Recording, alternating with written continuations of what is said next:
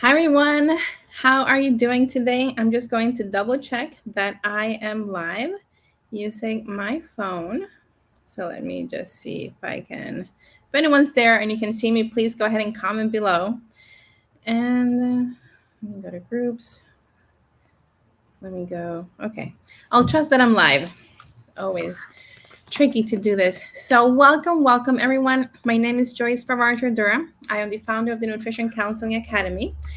And as a dietitian, I'm always looking for ways to get CEUs. Most of the programs that I offer to dietitians offer CEUs. So there's a big aspect of the work that I do. And I wanted to share with you something really neat that CDR has come up with as of last month. And I figured you would all want to learn more about it because, hint, hint, it's free CEUs. So let's get started. Feel free to type in any questions you might have. I should be able to see them. I might not know who is writing them, but I will be able to see them. So hi, if you're joining live, I would love to know where you're joining from. So you can type it in, and then that way I can also see if I can see your comments. Okay. So how to get CEUs for work you have already done for dietitians. A little bit about me. So I'm a founder and CEO of the Nutrition Counseling Academy, and I provide professional development to dietitians and nutrition professionals. And through this professional development journey that I've had myself as a dietitian, but also as a CPE provider, I am able to get this experience that I can share with you that you're going to find useful today. I'm also the owner of a private practice, Joyceful Nutrition, and I'm a former tenure track professor, and I'm currently an adjunct professor of nutrition and dietetics. Wonderful. So we have some people joining us from Sarasota, Raleigh, North Carolina. Awesome. Welcome, everyone. So I wanted to do this disclaimer. I am not an employee of CDR. I am not an employee of the Academy of Nutrition and Dietetics, although I am a member of both, like many dietitians tend to be. But I'm sharing this based on my own experience as a dietitian, as a professor, as a CPE provider, in the hopes that this will be something that's going to be useful for you as well. And as we're going through this, gosh, I'm wondering if you're going to be able to also see if I post something. So I'm going to go ahead and post a worksheet that I created so that you're able to access this worksheet and you can follow along this presentation. You can save it. So it is a Google Doc. I recommend you go up to File and then make a copy so you can save it on your own computer. And you can download it, you can work on it. This is going to be a way for you to brainstorm what you can use for CEUs and also something that can help you keep track of your activities. So what's new? I, like many of you, get the monthly emails, maybe weekly. I'm not sure how often they're sent from CDR. I just happened to open this email back in July. And I'm like, whoa, I actually read through the whole thing. And it said something really interesting. It said practitioners may now claim credit for 2 new activity types.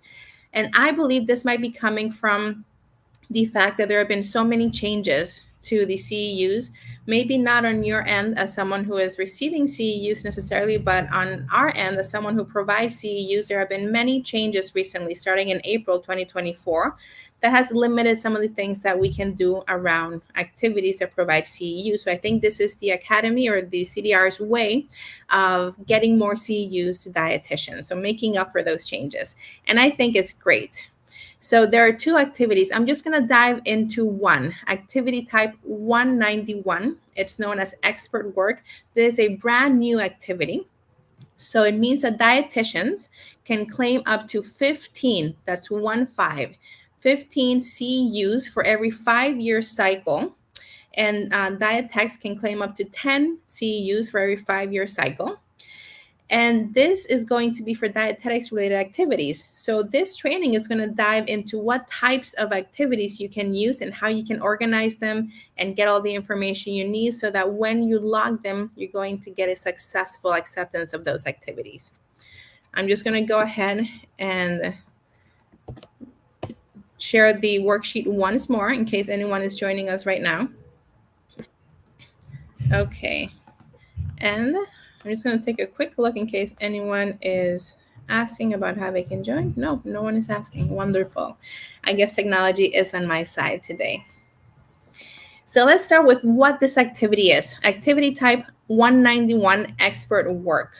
So how can we identify what activities would fall under this? This is the definition provided by CDR. It says participation in dietetics related activities where a practitioner acts as an expert to advance their own knowledge, skills, and abilities as defined in the essential practice competencies and is eligible for CPEUs. So the activities might include, but not limited to, things like writing a scientific publication. It could be a journal article, a textbook, or a chapter, nonfiction book, other. And the thing is that it has to be peer reviewed. So there's also, peer review of a journal article is another one further down. Then you have course development. So if you're someone who's developing a program, or a course at a university or for a different audience, I'm going to go into this in a bit, that counts as well. If you're writing a grant, so consider maybe you're doing research and you're writing a grant to get funding, or any type of grant for the work that you do to get funding or to get a project approved, if it's related to dietetics, that would count as well. The next one is item writing. So this is for those who write the items for those post-assessment quizzes by CDR. Now that time counts as well. Then you have peer review of a journal article. I don't know about you, but I've been a reviewer for many articles. So I get sent articles, hey, can you be a peer reviewer? And I'm like, yeah, sure. But that time has never counted for me as professional development. So now it counts as well. Then I have presenting. So if you're presenting to an audience, you're giving that presentation, that counts. And the last one is teaching. So I'm going to go into what your audience might be that would qualify. If you have any questions, feel free to drop them into the chat as well. I should be able to get them.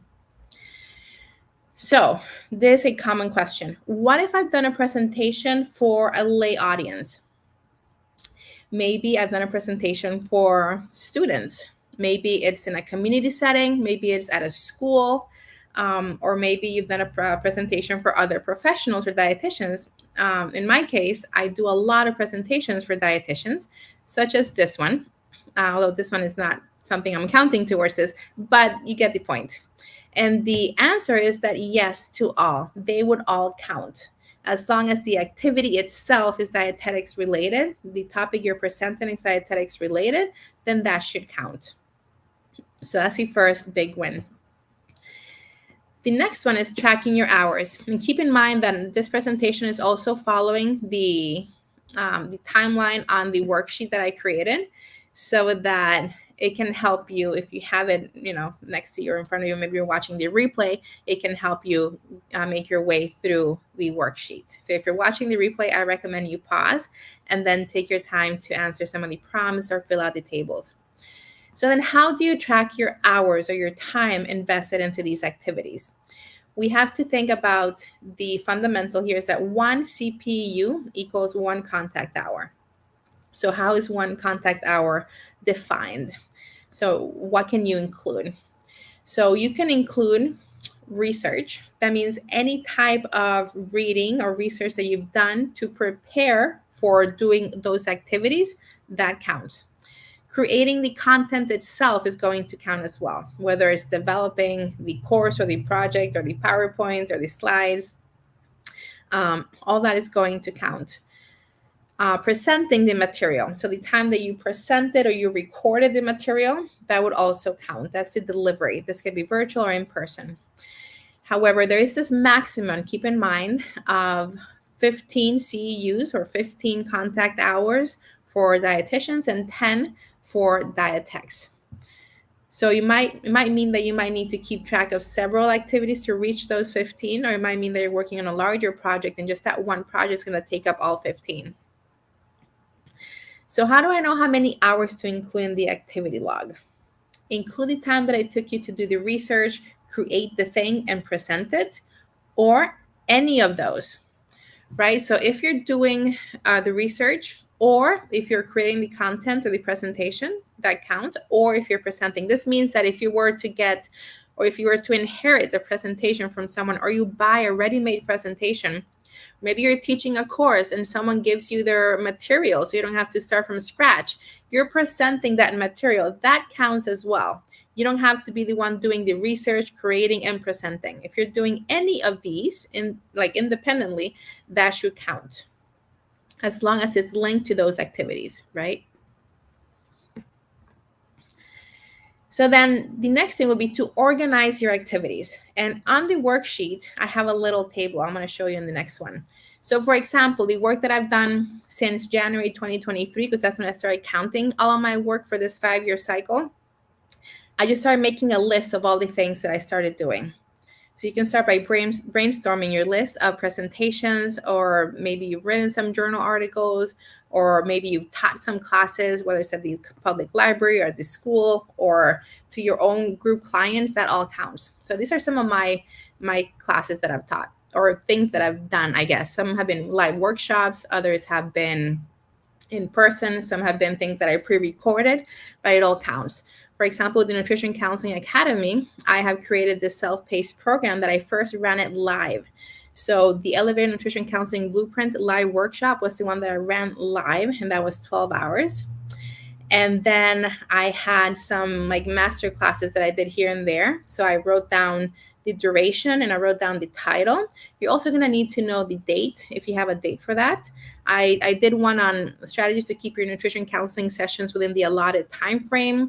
I also did one on how to approach clients who are not making progress. It's a live webinar, Unlocking Progress, Effective Techniques to Help Your Clients Break Through Behavior Change Barriers. For the Empowered Summit, those live sessions, I did a few of those. So Unlocking Resistance to Change in Sessions. And I just started making a list of all the different things that I've done since January 2023. So I have a question here. Teaching a community class 1/1-to-1 would be our routine development lifestyle support. Can you elaborate a little bit more on that? So if you're teaching that class, and if you're doing any research to prepare for that class, or just to prepare yourself, like reading the content so that you feel ready to answer questions, I think that would count. You can make a case for that to count. If it is a 1-to-1, that's an interesting question. So if you're presenting 1-to-1, you would have to make an argument for how that would expand your expert work. But I think they mean more like teaching or presenting to larger audiences. So on that worksheet, there is this table that has activity, time spent doing the research, time spent creating, time spent presenting. And not all of these might apply. It might be that you're writing a grant, so you're spending a lot of time doing research, and then you're writing. So when you say, time spent creating, this also includes writing. So then I will make a note of how long it's taking you. And I would start here, just listing all the activities, and then how much time did you spend on each of these aspects of that activity, so that it's easier for you to then add those up and come up with your total time spent on this particular activity. Once you have your activities, or at least that preliminary list of activities and time spent, the next would be to start elaborating on what it is that each activity was on. Let me see, I have some questions here. So if I had been teaching nutritional group classes for the last 2.5 years in rehab facilities, I could potentially claim those hours. I would say probably yes. I would give it a shot. And because you've been teaching them for so long, you would just have to do one activity. And that activity would be 15 hours. And you can say, I've been teaching this 1-hour class. This is how long it took to prep. So you've been doing it for a while. Okay. So this is the information that CDR recommends you have. So you should include the description of the activity. Well, first you have the title, then the description of the activity. Then you should have a sponsoring or funding institution. I'm going to go into what that is. Date, activity completed, and then number of CPEUs requested. Um, so for this class you've been teaching for a while, it's still your time. And with every time that you teach something, you might becoming more of an expert. Maybe you're learning the content or understanding it deeper, because when we think about how people learn, you can read, you can have a hands-on activity, but when you teach others, that's the biggest form of learning and understanding a topic. So I would make a case for all the time you've been spending giving that or teaching that group session, group class. Okay, so what does this mean? I'm going to give you an example of what this would look like. And the question I had was like, what do I mean sponsoring or funding institution? So then who is the activity provider or the funding institution? It depends. If you got paid, then the sponsoring institution, the one who paid you, is going to be the activity provider. If it is a free or voluntary type of presentation or work, then if it's just you, if you don't have your own private practice or company, then it's going to be you. You are the activity provider. If you own a private practice and you're representing your own private practice or your own company when you're doing a presentation, then that private practice would be the activity provider. In this case, I have an LLC, so I went with LLC, but you might have sole proprietorship or different entities for a company. So that is how you're going to determine who the activity provider is, or the funding institution. So I have some examples here. For the one that I mentioned, Elevated Nutrition Counseling Skill Developing Program for Dietitians. This was a virtual training for dietitians that I converted into a self-paced course. The sponsoring institution was the Nutrition Counseling Academy, which is my company for who I developed this. They completed August 2023. Time spent on this activity, I spent way more than 15 hours. So in my case, I'm only submitting this because I can only submit 15 CEUs for this activity for 5-year cycle. So with this, I'm done. I don't need to submit all the other activities. And the CPEUs I'm requesting for this is 15. I'm going to show you how I broke it down as well. So what if I taught a course as an adjunct or as a faculty at a community college or any university, or any, let's say if you're doing this at a rehab facility, then the activity provider is the university or the rehab facility that hired you to present or teach, and then you include the time up to 15 hours you put in to teach the course, and this includes your research, your prep work, what else do you have, your create and teach. Here's another example. So I was teaching medical nutrition therapy as a professor. So I had course creation and teaching in person as a type of activity. This was the sponsoring institution. Framingham State University was the one who was paying me because I was a professor there. They completed, just went with the semester. Doesn't have to be like really specific unless there was a specific date when you presented. But if you were doing work or the research for that, I would probably do like a time frame. Time spent in this activity, way more than 15 hours teaching a semester-long 4-credit course. So if I were to use this, I would probably just write 15. I don't need to specify the amount of hours. I could say it was a 4-credit course, so that required, I don't know, what is it, like 12 or 16 hours per week. But then there's the face-to-face. Anyways, you could break it down into how much time you're spending just teaching. And that on its own is likely about 4 hours a week. So just within the first month of the semester, you're done with this, with the amount of time, not even counting prep time. What if I did a presentation to the community, a food and mood presentation at a local library or at a local healthcare center? This was an in-person presentation. Let's say I did this at my local public library. If they paid me, then the sponsoring institution is going to be that public library. They completed, time spent. Let's say I spent 2 hours, 1 hour prepping, 1 hour presenting. So I'm requesting 2 CEUs for this particular activity. Now, if I did this as a voluntary or free presentation, then in that case, I would put my name, or because I have my own company, then I would say it's my company that is the sponsoring institution. if they did not pay me for that presentation. The rest would remain the same. Okay, so I went over like identifying some of the activities, how to figure out how much time you spent on those activities.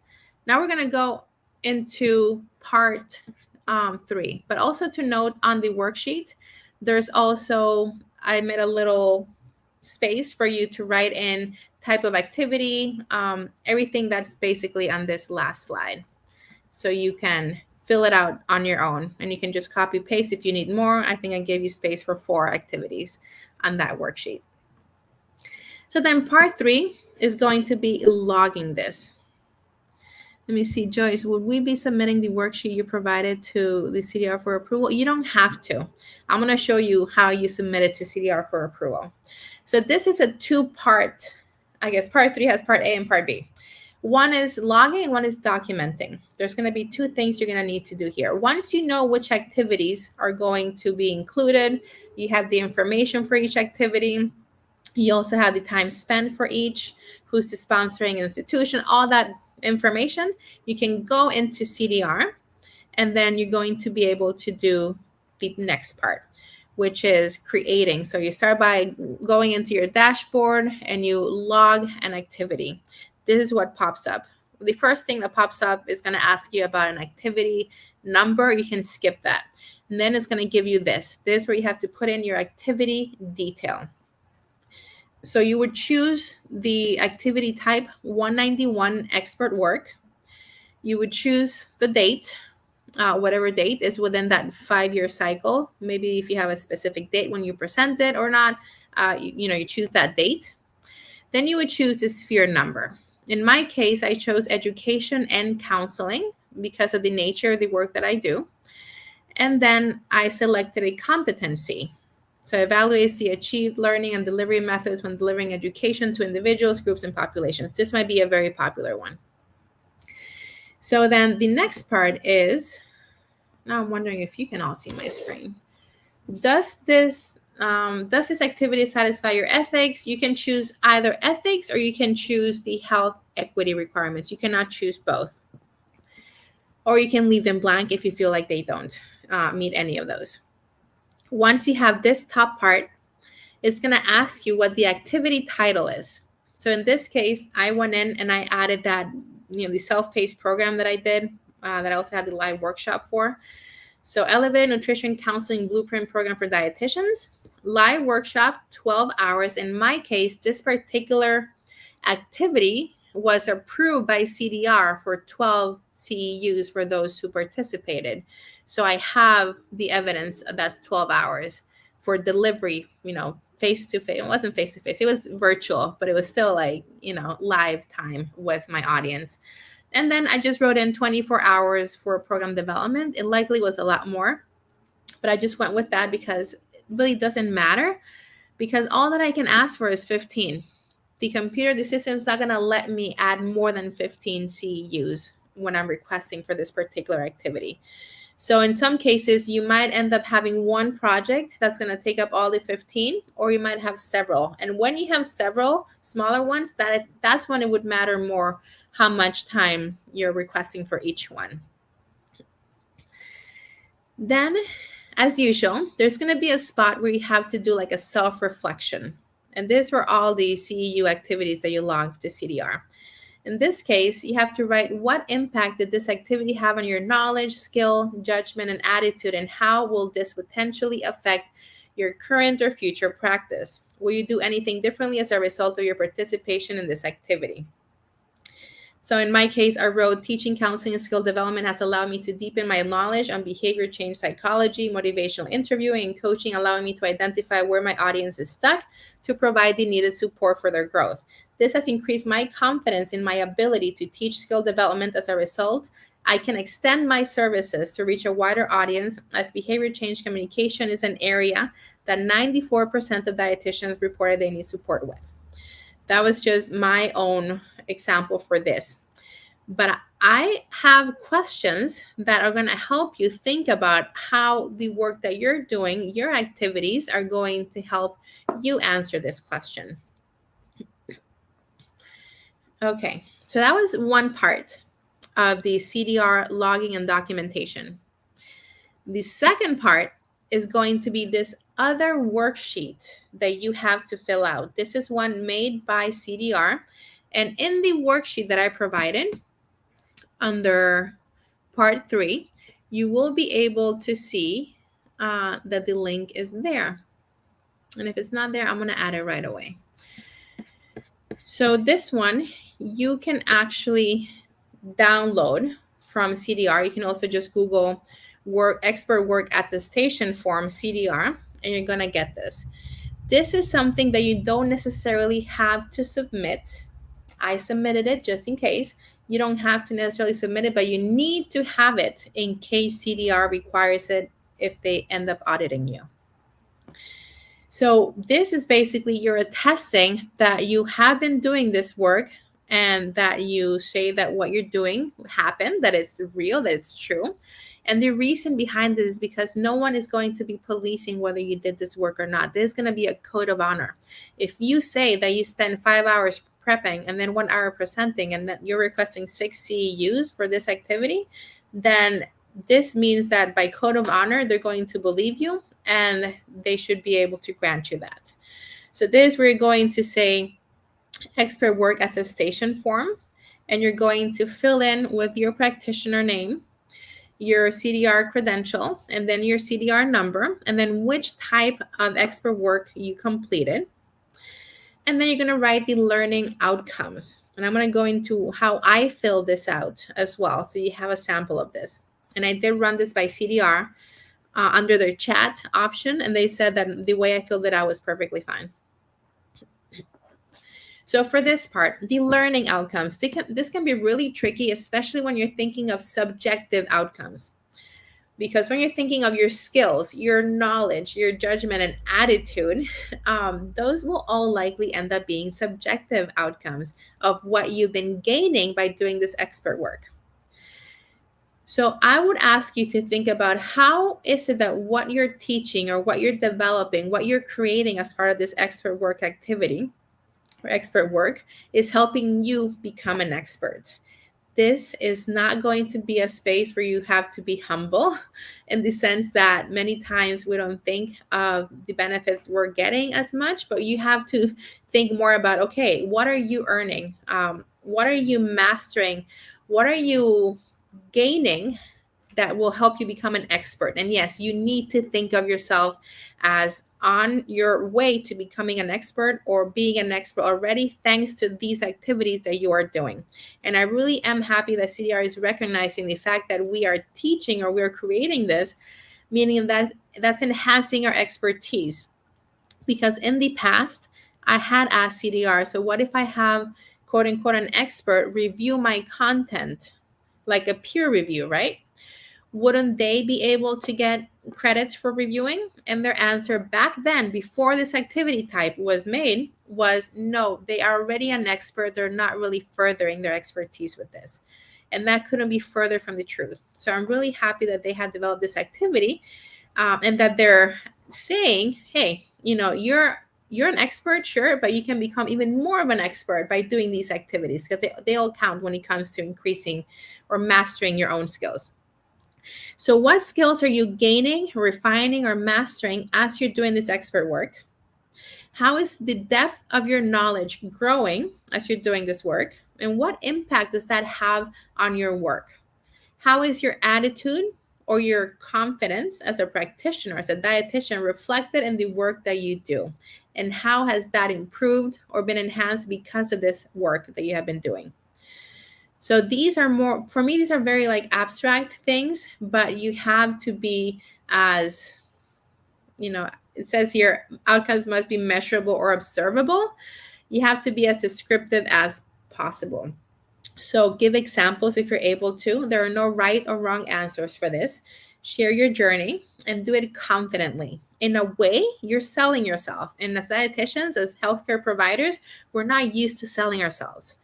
So this is something that we might need to practice a little bit more when we're selling ourselves with the things that we have been gaining from these activities. So I'm going to show you an example of mine. Name, CDR in my case, course development, presenting, and teaching are the ones that I chose. And then for the learning outcome, this is what I came up with. Course development, teaching, and presenting increase my level of proficiency in the subject matter, rendering me a subject matter expert in nutrition counseling, motivational interviewing, and behavior change psychology as it related to behavior change and nutrition. As a result of my work, I am able to successfully teach reflective listening and active listening, motivational interviewing principles, and micro skills to an audience, transmit the importance of enhancing nutrition counseling and behavior change psychology knowledge and skills for positive client outcomes, and shift the focus from the dietitian-centered approach to a client-centered approach. How measurable those are, I'm not sure, but those are outcomes that I can clearly state and the work that I've seen and how it's improved based on these activities that I have been doing. And then you would just sign and date. You do not need to submit this necessarily, but if you're audited, then you will need to submit it. If you want to be on the safe side, you can just submit it and then they have that information. So I'm going to leave you with these two self-reflection questions before we end today. The first one is the self-reflection question you're going to have to answer for the expert work attestation form. So describe the learning outcomes, skills, knowledge, judgment, and attitudes you will be able to demonstrate following the completion of the expert work. The outcomes must be measurable or observable and clearly stated. So try to be as descriptive as possible in how what you're learning or mastering is going to help you in your practice. And then when you're logging that activity, the last thing they ask you is, what impact did this activity have on your knowledge, skill, judgment, and attitude? And how will this potentially affect your current or future practice? Will you do anything differently as a result of your participation in this activity? Those are similar questions, but you can see how with the CDR logging, there's always that, what will you do differently moving forward based on this activity? So I'm going to leave you with these questions, which are also on the worksheet. You can access this link and you should be able to watch the replay anytime that you need to. If you have any questions, and I'd be happy to, chat with you if I know the answers. You can always go into CDR and ask them through chat. If you have any questions, they have been super useful because they know I have so many questions all the time. I want to make sure I'm doing this right, especially as a CPE provider. Make sure they don't reject any of the activities that I'm submitting. So you can share this training with other dietitians, or you can send them my way. You can subscribe to my YouTube channel. You can join the nutrition counseling and coaching Facebook group for dietitians, where I provide many trainings and I share some posts. We have some engaging conversations there. Join the Empowering Change membership. This is if you're a dietitian and you're looking to gain new strategies at a low ticket cost. I have a membership that's $24.99 a month, and you get 1 CEU worth of content, 1 to 2 per month, on behavior change psychology, nutrition counseling, and you also get a live group Q&A call. So it's almost like group supervision and content, all for just $24.99. For now, it's going to start going up as more content is accumulated in the membership. So it's going to go up to $29.99 in September. And you can always email me. This is my email if you have any questions. I'm going to stick around in case anyone here has any questions. Otherwise, feel free to email me, especially if you want the worksheet or if you lost it. I'm going to add my information at the bottom of the worksheet as well. Thank you so much for coming. And I'm going to hang out. If you have any questions, just type them into the comment and I'd be happy to answer them to the best of my knowledge. Oh, thank you for the comment. So Vicky found it super helpful. Of course, I figured why not? We all could use some help when it comes to getting more free CEUs. Okay, any other questions? Or if you found it helpful, definitely share that so I can keep on doing more things like this.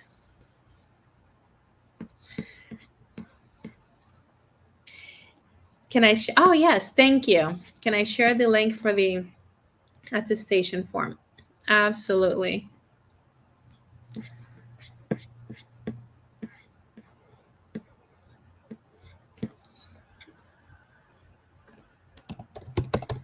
So attestation form, expert work. form CDR. Okay. And here it goes. Okay, so someone asked, can you take credit for a program I did in January? And the answer for that is, if the program you did was within your current 5-year cycle as a dietitian, the answer is going to be yes. Does that answer your question? So as long as it's within that 5-year cycle, you should be fine. At least that's my understanding from everything that I've read. We are in August 2024. I just submitted something that I did back in, August 2023. Still within that 5-year cycle. So in theory, it should count. I would just say submit it as soon as possible. So that you just don't have to think about it much. And you can always submit that mid-year review or mid-cycle review so it can give you some feedback. Okay. So thank you all for coming. I hope you found this helpful. And keep in mind, you can always subscribe to the channel, get in touch with me via email, and I'd be happy to chat. That's all that I have for today. Take care, everyone.